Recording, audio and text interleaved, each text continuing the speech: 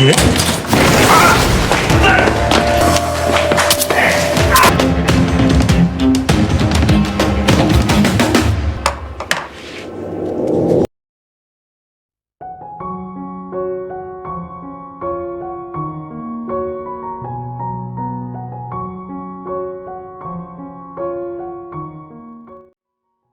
Tisuk menghubungi Yihun dan memberitahu antibodi sebum tak bisa melawan virus itu. Jisoo pun terkejut mendengar kebohongan Letnan Tisuk. Letnan Tisuk meminta Yihun mengeluarkan Suyun dari sana atas dasar kemanusiaan. Pihak militer memutuskan untuk membebaskan semua anak di bawah umur dari area karantina. Awalnya Yihun tak mau karena di luar juga sama berbahaya. Namun Letnan Tisuk mengatakan anak-anak nantinya akan dibawa ke tempat yang minim akan resiko. Letnan Tisuk meminta Yihun membantunya untuk memastikan Suyun keluar dari apartemen dengan aman.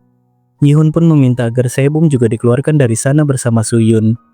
Dan justru itulah yang Letnan Tisuk harapkan. Namun Letnan Tisuk berpura-pura tak membutuhkan Sebum. Ia akan menuruti kemauan Yihun asalkan Sebum mau menuruti perintah Letnan Tisuk. Yihun pun akan membicarakannya terlebih dahulu dengan Sebum. Letnan Tisuk merasa ada yang aneh. Sebelumnya Yihun mengatakan di luar juga sangat berbahaya, namun ia malah menawarkan Sebum untuk keluar dari sana. Seharusnya ia menawarkan dirinya juga untuk pergi keluar. Setelah itu Yihun bertemu dengan Sebum. Sebum menemukan sebuah surat di dalam apartemen Sihun. Sihun sudah tidak ada di dalam apartemennya sejak dari tadi.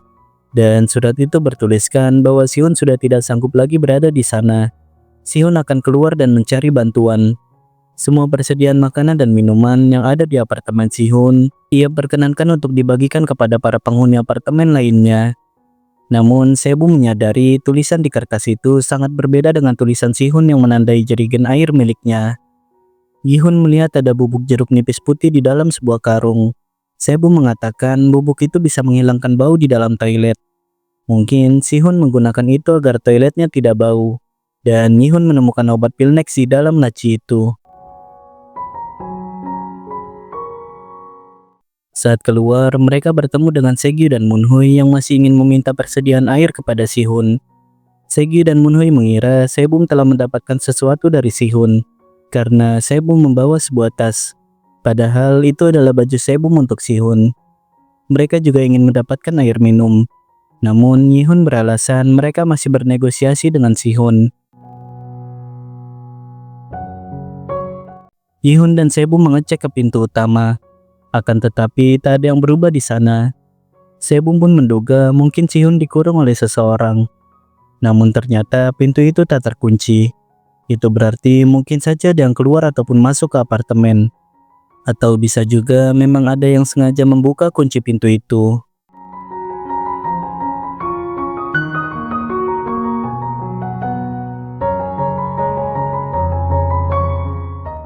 Setelah itu, para penghuni apartemen telah berkumpul di depan unit apartemen Sihun untuk meminta persediaan air minum.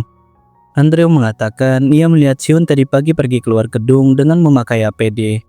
Kemudian, Yihun pun membukakan pintunya dengan kunci yang sebelumnya telah ia ambil. Segyu yang sangat rakus, ia ingin mengambil semuanya setelah mengetahui di dalam surat itu Sihun mengizinkan untuk mengambil persediaan makanan dan minumannya. Namun, Sebu melarang untuk mengambil semuanya. Cukup mengambil sebagian saja.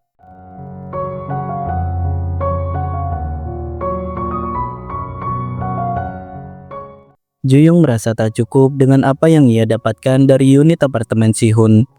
Karena ia melihat ada banyak barang untuk bertahan hidup di sana. Ia ingin mendapatkan itu. Juyung juga merasa ada yang aneh dengan Yihun. Di saat itu juga, Segyu dan Yunguk datang ke sana. Mereka ingin merencanakan sesuatu bersama Juyung untuk mengambil barang-barang milik Sihun. Juyung pun menyuruh Sang-hee untuk keluar agar tak ikut dalam pembicaraan itu.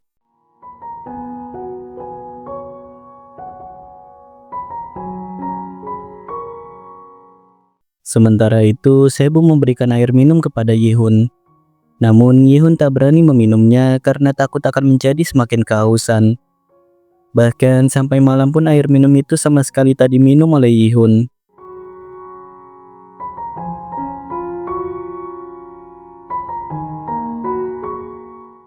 Sebung yang terbangun, ia mencari keberadaan Yihun.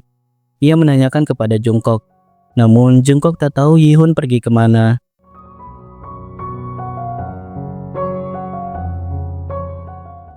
Sebung pun melihat air di gelas milik Yihun masih terisi penuh.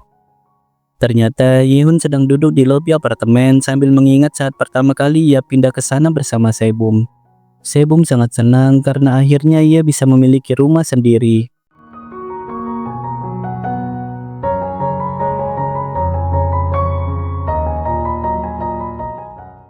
Keesokan harinya, Yihun memberitahu Sebum Letnan Tisuk memintanya untuk mengeluarkan Suyun dari sana. Namun, Yihun ingin Suyun keluar bersama Sebum agar Suyun tetap merasa aman. Akan tetapi, Sebum ingin Yihun dan Jungkook keluar juga bersamanya. Jika tidak, maka Sebum tak mau keluar dari sana. Dan menurut Sebum, Suyun lebih baik tak keluar sekarang sebelum mereka memastikan keadaan di luar memang benar-benar sudah aman. Sebum masih penasaran sebenarnya kemana Suyun pergi. Dan Sebum menduga mungkin saja Suyun masih berada di dalam gedung apartemen. Ada satu tempat yang belum mereka datangi untuk mencari Suyun, yaitu unit apartemen kosong bekas Sumin disembunyikan sebelumnya. Di sana mereka menemukan botol minuman dengan tulisan milik Suyun.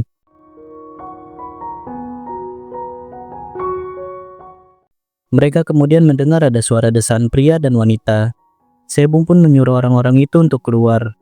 Ternyata itu adalah Sang-hee dan Hee-sung. Hee-sung beralasan ia sedang memberikan nasihat hukum kepada Sang-hee di sana.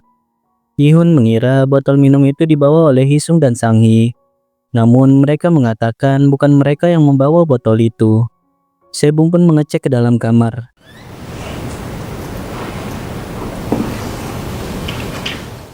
Di sana ada seseorang yang ditutupi sebuah kain. Sebum mengira itu adalah Sihun. Namun ternyata Duksun telah mati dengan luka di bagian lehernya.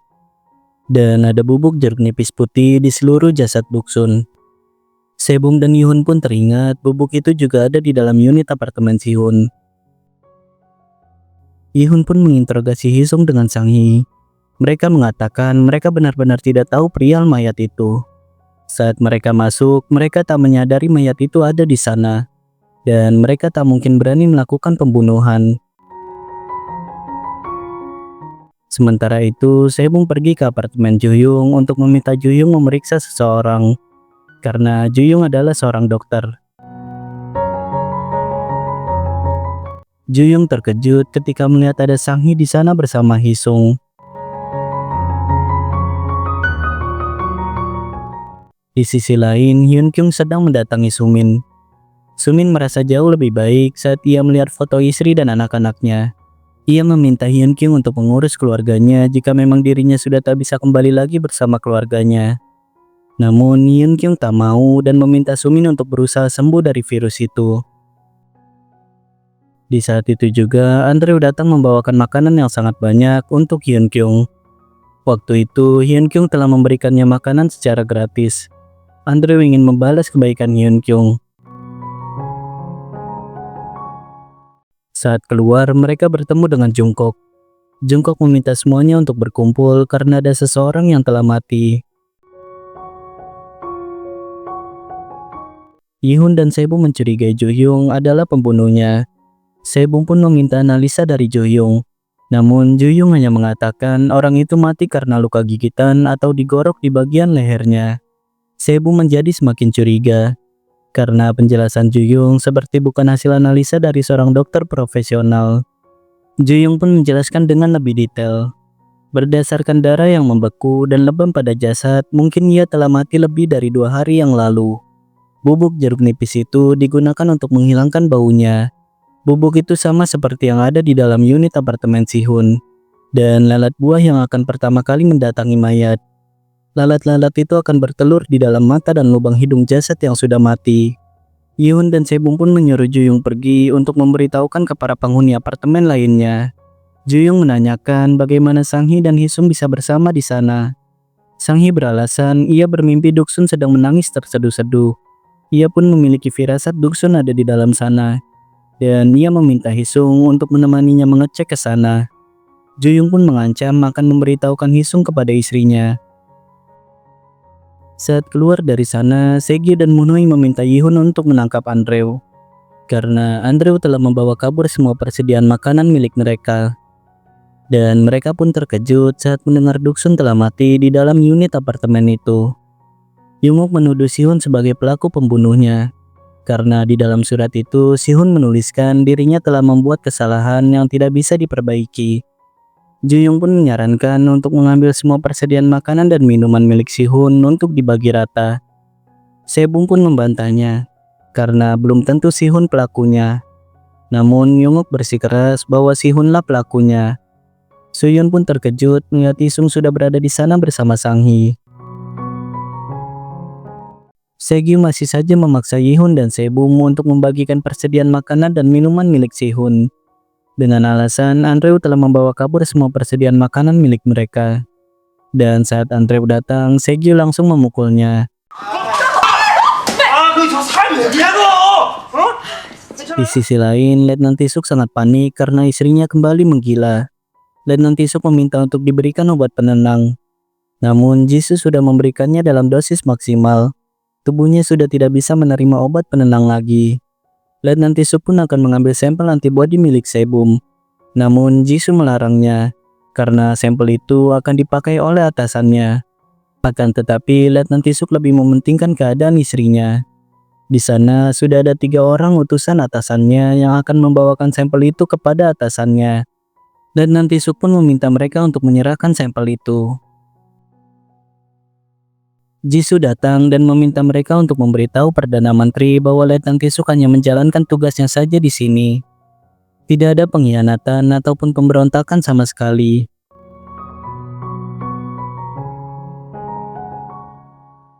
Letnan Tisuk kemudian langsung menyuntikkan sampel obat itu kepada istrinya. Dan istrinya pun seketika menjadi lebih tenang.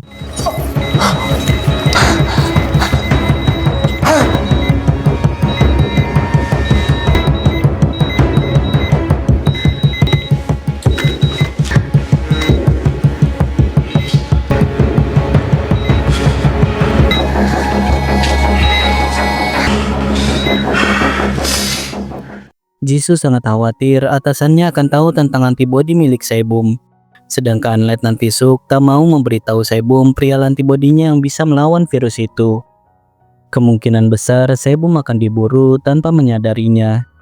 Letnan Tisuk pun akan menjemput Sebum esok hari.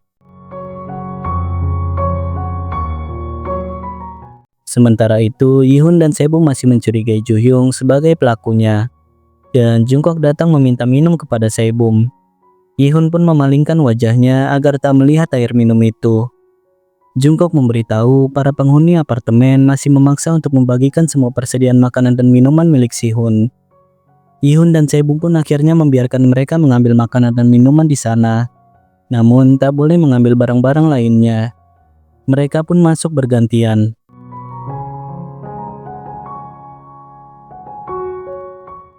Saat akan kembali, Donghyun teringat dengan orang tuanya. Ia pun memberikan semua jatah makanan dan minumannya kepada orang tuanya.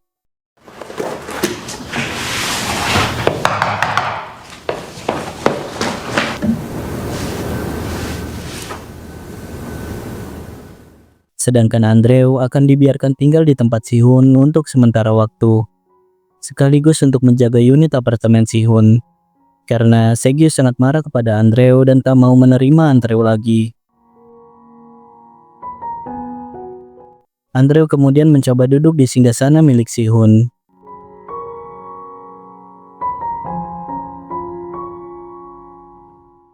Di sisi lain, Hisung beralasan ia sebelumnya hanya memberikan nasihat hukum kepada Sanghi di tempat yang lebih tenang dan jauh dari keramaian. Namun, Suyun sudah muak mendengar semua kebohongan Hisung selama ini. Saat kembali, Sebum dan Yihun melihat sakit Suyun mulai kambuh lagi. Yihun pun menanyakan obat milik Suyun. Namun Suyun mengatakan saat penyakitnya kambuh, ia biasanya pergi ke rumah sakit dan disuntik di sana. Ia tak memiliki obat untuk mengatasi penyakitnya jika sedang kambuh. Setelah melihat keadaan Suyun, Sebum pun memutuskan untuk membawa Suyun keluar dari apartemen. Meskipun di luar berbahaya, tapi setidaknya ada dokter dan obat untuk Suyun. Yihun pun akan segera memberitahu Letnan Tisuk. Sebum melihat perban di tangan Yihun sudah tidak mengeluarkan darah lagi. Ia merasa heran lukanya bisa sembuh dengan begitu cepat. Setelah itu, para penghuni apartemen kembali berkumpul untuk membahas perihal kematian Doksun. Yonguk mengatakan mungkin pembunuhnya adalah orang yang terinfeksi di antara mereka. Namun orang itu masih menyembunyikan infeksinya. Segyu pun ingin mengundi darah siapa yang harus digunakan untuk memancing orang terinfeksi itu. Juyung menyuruh memakai darah Segyu saja. Namun Segyu memilih Juyung karena Juyung adalah seorang dokter dan bisa mengobati lukanya sendiri. Keributan itu membuat Yihun merasa tak nyaman. Karena suara berisik bisa memancing orang yang terinfeksi. Namun Yihun berusaha menahan dirinya. Yihun pun mengalihkan topik pembicaraan. Yihun dan Sebum berencana akan pergi keluar apartemen untuk mencari tambahan makanan dan minuman. Jika Sihun bisa keluar dari sana, maka mungkin saja memang ada celah untuk melewati dinding blokade. Juyung pun menyarankan daripada harus pergi keluar, lebih baik menyalakan alat peralihan darurat yang ada di lantai basement gedung itu. Dengan begitu, mereka bisa memiliki air lagi dan bisa memasak di unit apartemen mereka masing-masing. Karena kompor di sana menggunakan kompor listrik. Namun Juyung mengingatkan mungkin mereka bisa saja pergi ke sana, akan tetapi belum tentu bisa kembali lagi. Yihun pun setuju akan pergi ke sana untuk menyalakan alat itu. Sebum menjadi semakin curiga dengan Juyung. Bagaimana Juyung bisa tahu tentang alat itu? Juyung pun mengatakan semua penghuni apartemen tahu tentang itu. Juyung meminta mereka berhenti mencurigai dirinya demi keselamatan para penghuni apartemen lainnya. Juyung menyarankan agar Yihun dan Sebum lebih beradab sebagai manusia. Yihun pun berencana akan mengeluarkan Suyun terlebih dahulu sebelum pergi ke ruang alat itu. Namun mereka harus bisa merahasiakannya dari Suyun, karena Sebum tak akan ikut bersama Suyun. Suyun akan diserahkan kepada Letnan Tisuk hanya sendiri saja. Padahal Letnan Tisuk menjadikan Suyun hanya sebagai alasan saja agar bisa membawa Sebum keluar dari sana. Keesokan harinya, Letnan Tisuk meminta Jisoo untuk bersiap membawa pasukannya masuk ke area apartemen. Namun Jisoo khawatir akan ada pasukannya yang mati jika memaksakan masuk ke sana, karena di sana sudah banyak orang yang terinfeksi. Letnan Tisuk tak peduli dengan itu. Yang terpenting mereka harus bisa membawa Sebum dengan keadaan selamat. Yihun pun menghubungi Letnan Tisuk. Yihun diam-diam berencana akan mengeluarkan Suyun bersama Sebum tanpa sepengetahuan Sebum. Ia meminta Letnan Tisuk untuk bersiap di area basement saat jam 1 siang. Letnan Tisuk menawarkan Yihun untuk ikut keluar juga. Namun Yihun memilih akan tetap tinggal di sana. Dan ia menitipkan keselamatan Sebum dan Suyun kepada Letnan Tisuk. Letnan Tisuk pun menyadari Yihun telah terinfeksi. Itulah sebabnya Yihun ingin mengeluarkan Sebum juga dari sana. Padahal sebelumnya Yihun sangat tak ingin berpisah dengan Sebum. Setelah itu, Yihun memberitahu Sebum ia telah menghubungi Letnan Tisuk untuk membawa Suyun keluar. Sebum pun mengingatkan tentang janji mereka. Mereka telah berjanji akan saling memberitahu jika salah satu dari mereka ada yang terinfeksi. Sebum sudah mencurigai Yihun telah terinfeksi.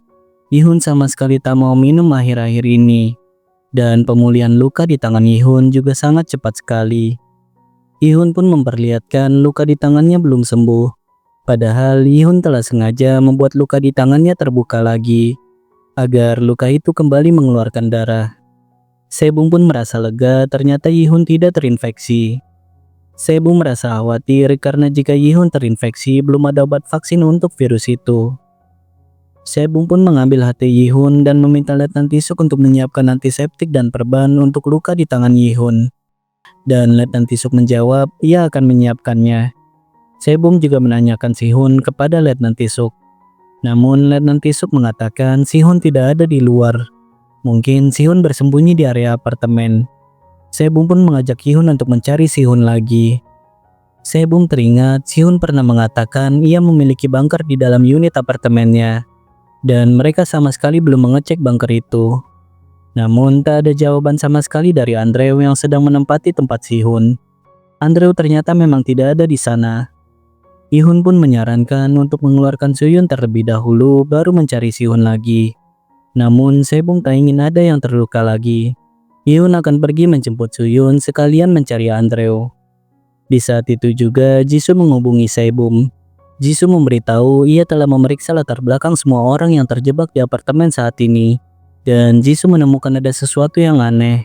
Jisoo memberitahu An Gukjin telah ditemukan tewas di rumahnya. Padahal identitas An Gukjin yang Sebum tahu adalah nama asli Andrew.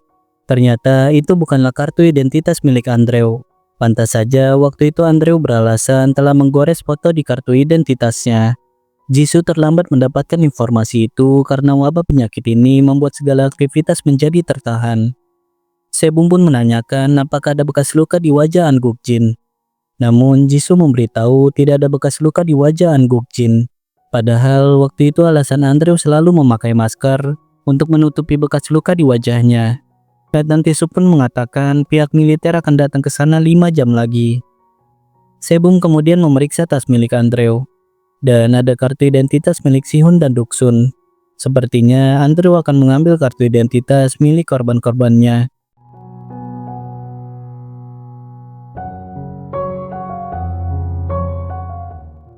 Sementara itu, Yihun baru menyadari ia sama sekali belum mengecek pintu generator di gedung apartemen itu. Dan ternyata ada jasad Sihun di sana.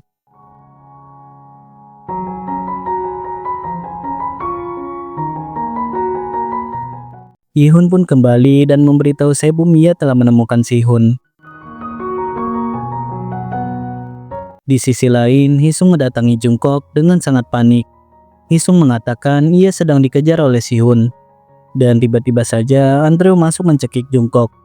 Andrew juga langsung menikam Jungkook berkali-kali. Sebum dan Yihun mendengar ada suara tembakan. Sebum meminta Letnan Tisuk untuk bersiap jika dirinya membutuhkan bantuan. Yihun dan Sebum kemudian bergegas kembali ke unit apartemen mereka. Karena di sana hanya Jungkook saja yang memiliki senjata api. Dan Jungkook tak pernah berani menggunakan pistolnya. Bisa dibilang jika Jungkook menggunakan pistolnya itu berarti keadaan benar-benar sangat berbahaya. Para penghuni apartemen telah menunggu di depan unit apartemen Sebum dan Yihun. Jungkook mengatakan kalian berdua telah membunuh suamiku.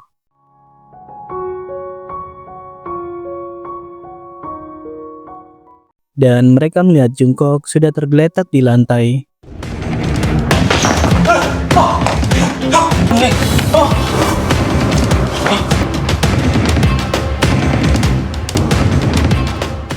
Sebum pun bertanya siapa Andrew sebenarnya.